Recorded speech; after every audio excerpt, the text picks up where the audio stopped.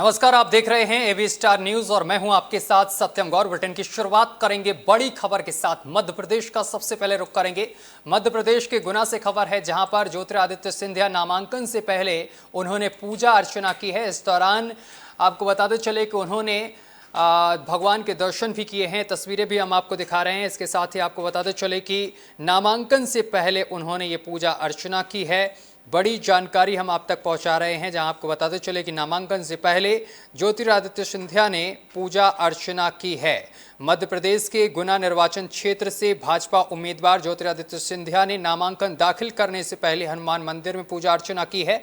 वहीं केंद्रीय मंत्री और गुना निर्वाचन क्षेत्र से भाजपा उम्मीदवार ने कहा है कि जन सेवा का संकल्प आज हम सब ले रहे हैं। क्षेत्र के विकास के लिए, प्रदेश के विकास के लिए और देश के विकास के लिए प्रधानमंत्री के नेतृत्व में आज भारत अग्रसर हो चुका है।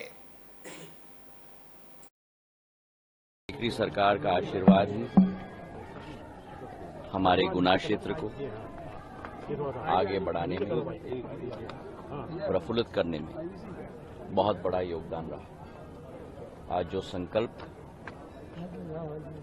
जनसेवा का हम सब ले रहे हैं, क्षेत्र के विकास के लिए, प्रदेश के विकास के लिए और देश के विकास के लिए, आज भारत अग्रसर हो चुका है प्रधानमंत्री नरेंद्र मोदी जी के नेतृत्व में। केंद्र सरकार का आशीर्वाद ही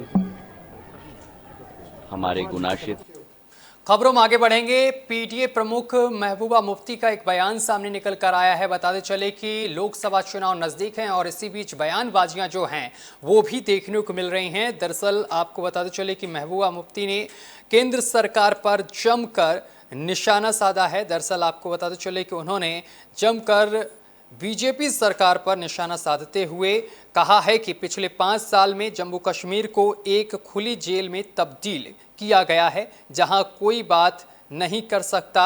सैकड़ों की तादाद में नौजवानों को पकड़कर बंद किया जा रहा है। इसी के खिलाफ अपनी आवाज पहुंचाने के लिए मैंने अपनी मुहिम शुरू की है।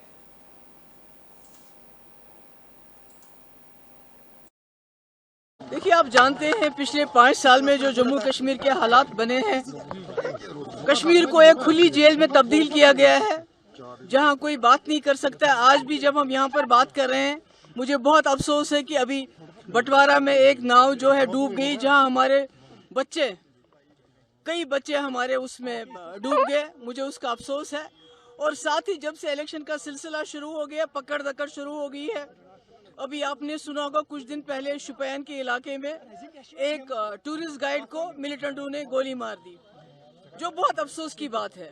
मगर उसका कतई मतलब नहीं कि सैकड़ों की तादाद में इस वक्त नौजवानों को पकड़ के उनको बंद किया जा रहा है, उनको पब्लिक सेफ्टी एक्ट लगाया जा रहा है। ये खाली पुलवामा या शुपियन डिस्ट्रिक्ट की बात नहीं है, पूरी वादी में पकड़ दकड़ का माहौल शुरू हो गया। खबरों में आगे बढ़ेंगे। जम्मू में अमित शाह ने एक बड़ी चुनावी रैली को संबोधित किया है। इस दौरान उन्होंने विपक्ष पर जमकर निशाना भी साधा है। दरअसल बताते चले कि जम्मू में एक जनसभा को संबोधित करते हुए केंद्रीय गृह मंत्री अमित शाह ने कहा है कि डॉक्टर श्यामा प्रसाद मुखर्जी ने नारा दिया था, एक देश में 2 विधान, 2 प्रधान और 2 निशान नहीं चलेंगे। मैं 2014 में यहां आया था, तब यहां से ये नारा हम मांग के रूप में बुलाते थे। आज ये नारा गर्व के साथ हम सिद्ध के रूप में बोल रहे हैं। मैं जम्मू कश्मीर आया हूं, तब जम्मू में पैर रखते ही भारतीय जनता पार्टी के कार्यकर्ताओं के रोंगटे खड़े हो जाते हैं। वो याद कर कि हमारी पार्टी के पहले अध्यक्ष श्यामा प्रसाद मुखर्जी ने यही बलिदान दिया। श्यामा प्रसाद जी ने नारा दिया था,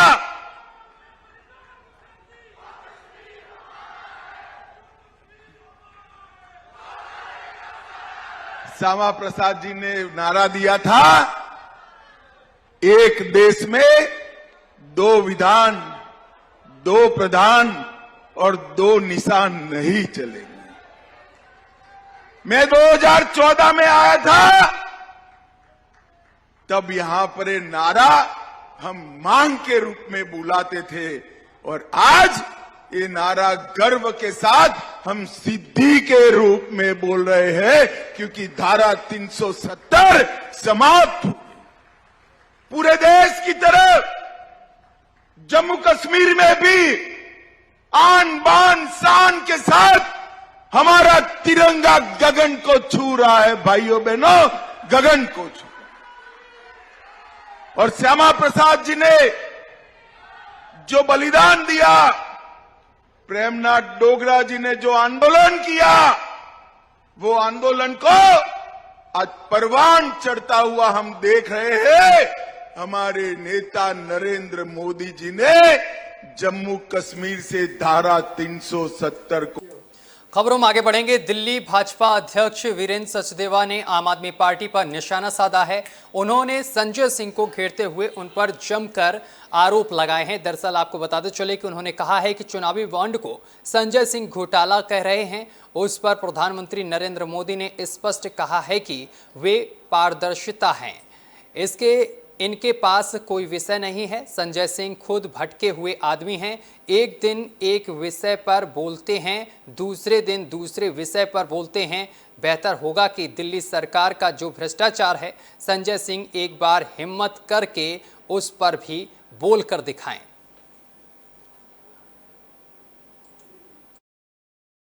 जिन्हें संजय सिंह घोटाला कह रहे हैं, माननीय प्रधानमंत्री जी ने स्पष्ट किया कि वो स्पष्टता है, पारदर्शिता है। विषय इनके पास कुछ है नहीं। संजय सिंह खुद भटके हुए आदमी हैं। एक दिन एक विषय पे बोलते हैं, दूसरे दिन दूसरे विषय पे बोलते हैं। बेहतर होगा कि दिल्ली सरकार का जो भ्रष्टाचार है, संजय सिंह एक बार हिम्मत करके उस पर भी बोल के दिखाएं कि शराब घोटाले में उनकी खुद की भूमिका क्या है। जिन्हें संजय सिंह। खबरों में आगे बढ़ेंगे। अब बात करेंगे राजस्थान की। राजस्थान के पूर्व मुख्यमंत्री अशोक गहलोत ने बीजेपी सरकार पर जमकर निशाना साधा है।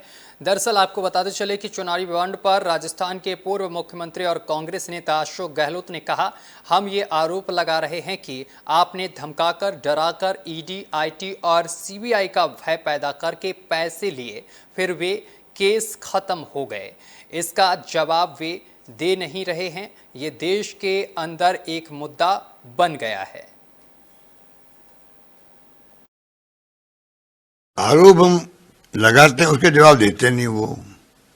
हम आरोप ये लगा रहे हैं, आपने इलेक्टोरल बॉन्ड जो है वो धमका करके, डरा करके, ईडी, इनकम टैक्स, सीबीआई का भय पता करके आपने इकट्ठे किए पैसे जबरदस्ती, और फिर वो केस खत्म हो गए। ईडी, इनकम टैक्स के जाना बंद कर दिया।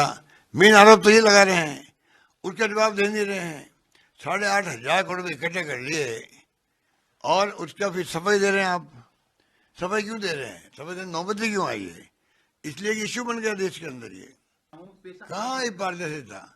जो सुप्रीम कोर्ट के आदेश के बाद में एसबीआई जो नखरे कर रही थी, पोस्टपोन करवा रही थी जानकारी देने के लिए, उनके 2 टूक आदेश के बाद में ये नाम आए बाहर। और नाम बाहर कैसे आते हैं? तो ट्रांसपेरेंसी कौन सी हुई? नाम आ नहीं रहे थे, पैसा इकट्ठा एक तरफा हो रहा था। तो अब मालूम पड़ा कि इनके यहाँ छापे पड़े ईडी के और इन्होंने पैसा दिया है। अब मालूम पड़ा ना, पहले कैसे मालूम पड़ता? सुप्रीम कोर्ट के आदेश के बाद में सब कुछ सामने आ रहा है। तो ट्रांसपेरेंसी। और चलिए इसी के साथ बुलेटिन में अभी के लिए बस इतना ही। देश दुनिया की तमाम खबरें देखने के लिए देखते रहिए AB स्टार न्यूज।